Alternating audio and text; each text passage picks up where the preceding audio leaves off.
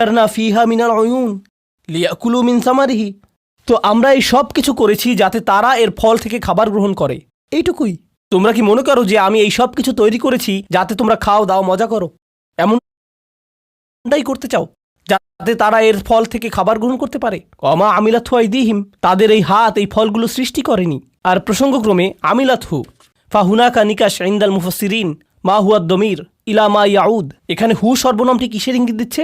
বিষয়টা বাংলাতে আপনাদের জন্য সহজ করে দিচ্ছি। তাফসীরকারগণের মতে হু সর্বনামটি প্রবাহিত পানির ঝর্ণাধারার প্রতি ইঙ্গিত করেছে, যাতে তারা এই পানির কারণে সৃষ্ট ফল আহার হিসেবে গ্রহণ করে। আর তারা এই পানি তাদের নিজেদের হাত দিয়ে সৃষ্টি করেনি।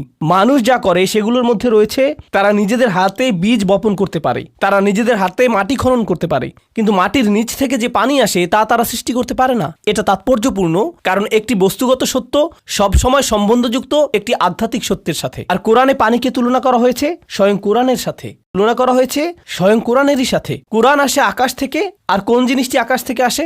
পানি আসে আকাশ থেকে। মৃত হৃদয়ের মাঝে কোরআন প্রাণের সঞ্চার করে, মৃত ভূমিতে পানি প্রাণ ফিরিয়ে আনে। তো পানিকে সবসময় কোরআনের সাথে তুলনা করা হয়েছে। আর পানি হলো সম্পূর্ণ বিশুদ্ধ, এটা পরিশুদ্ধ করে।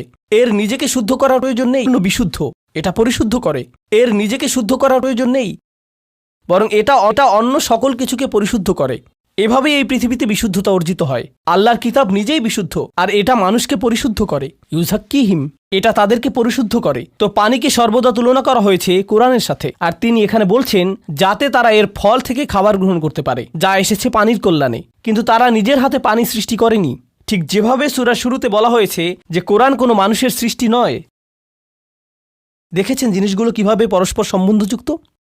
এটা অত্যন্ত বিস্ময়কর জিনিস ভাই, এটা বিস্ময়কর জিনিস। আমি যখন এটা অধ্যয়ন করি এতটাই আনন্দিত হয়ে যাই, কেন আমি এটা আগে জানলাম না? এটা এত অসাধারণ। ওমা আমিলাথু আইদিহিম, আর তারপর তিনি বলছেন আফালা ইয়াশকুরুন, তারপর তারা কি কৃতজ্ঞ নয়? এখন আপনি যখন এই আয়াতের শেষে পৌঁছান, তারা কি কৃতজ্ঞ নয়? তখন আপনি উপলব্ধি করেন যে আল্লাহ আমাকে শুধু ফলমূলের জন্য কৃতজ্ঞ হতে বলছেন না, তিনি আমাকে বস্তুগত সত্যের জন্য কৃতজ্ঞ হতে বলছেন। কিন্তু তিনি আরও কিসের জন্য কৃতজ্ঞ হতে বলছেন? আধ্যাত্মিক সত্যের জন্য, যার সাথে এটা সম্বন্ধযুক্ত। আল্লাহর কিতাব। আপনারা জানেন এই আয়াতটিতে শাহরু রমাদান আল্লাযী উনজিলা ফীহিল কুরআন, এই আয়াতের শেষে রয়েছে লাআল্লাকুম তাশকুরুন, যাতে তোমরা কৃতজ্ঞ হতে পারো। কৃতজ্ঞ কিসের জন্য? কোরআনের জন্য। কারণ রমজান মাস কোরআনের মাস।